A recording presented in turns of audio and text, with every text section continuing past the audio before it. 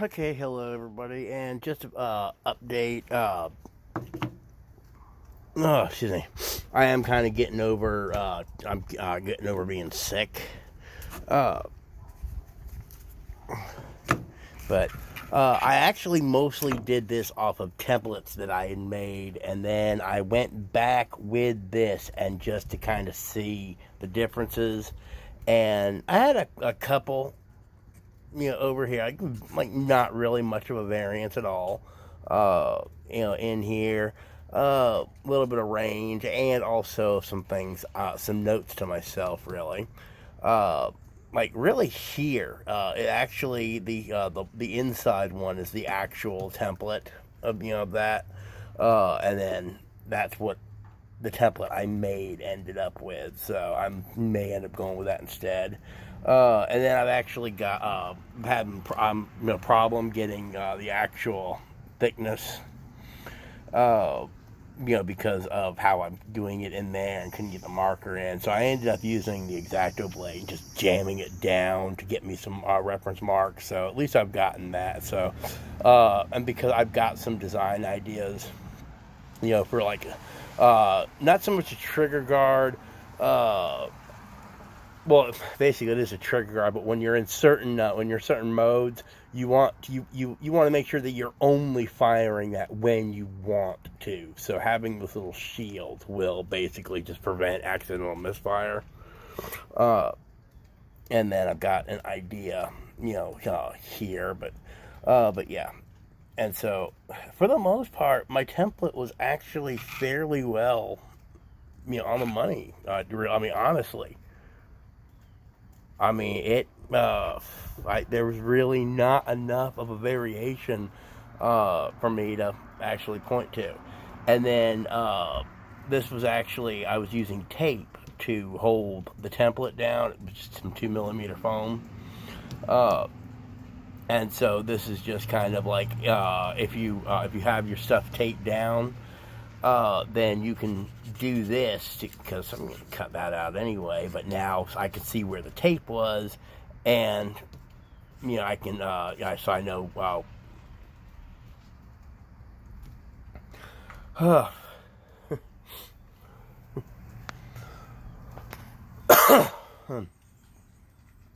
No, what happened was oh god, sorry. Oh god, that hurt. I got a felt like a frog in my throat for a second, and that just completely threw off what I was saying. Anyway, no, what I was saying was I was going to try to manually connect up this because having the tape, I couldn't, get there because I was tracing on the inside of the circle. And so but then when I went and just put the actual template on it, like my circles actually were even well done. And then I intentionally did this because something happened with the template that actually gave me an idea, and I need that as a reference point for when I'm doing transformations. Basically, it's so that I can either put a lock button or something because I'm still having. I'm having some interesting issues with the turning this into the scythe. Like one idea that I've got is for this whole stock to actually so that this will close up, and then have the scythe blade somehow fold out or slide out or something. I've got a couple of ideas. Although I'm also looking at this being the Grim Reaper, one of twin sides.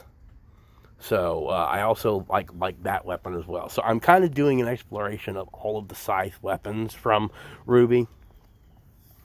But so yeah, and now and then let's see. Can you see them on here? Oh yeah, here's one of them, and then there's another one supposed to be here, but there's supposed to be holes there that I just haven't gotten around to marking out yet, and I haven't decided quite what I'm going to do with that yet. I may leave that completely as a surface detail, or if it's going to be where lights are installed, then I can actually dig the wiring channel out of this. This is actually a very happy kind of coincidence with it is I love how the fact that I have a centering measurement reference lines, and then I think it's about 1/8 of an inch or so. So I have that dead zone that has to be there, but so I have a 1/16 inch from center on either side, and then kind of warning, try to keep the skin. So I do kind of like having that for my edge measurements and all. But being able to plan wiring, channeling, and everything else, being able to really have that reliable depth gauge is very good. And so, yeah, depending on what it is I decide to do with the trigger as well, like I may end up actually using a membrane switch that looks like a trigger and kind of feels like a solid object when you know, until you actually take it off safe, and then, you know, like it'll release enough tension on the spring plate to be able to activate the button. Otherwise, it locks in place and it just feels like it's just there. So it's a really good safety feature. And then the circles also give me some ideas for all these on the Ruby end of it, like the dust storage chambers for various modes or various things like that. So that's what I like about the design process, though. So yeah. And then yeah, from here across is where the tactical rail is gonna be. Which is really where on the Fallout rifle,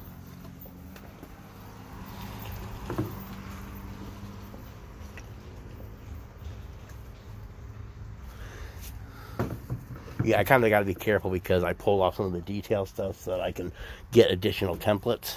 But yeah, that will actually end up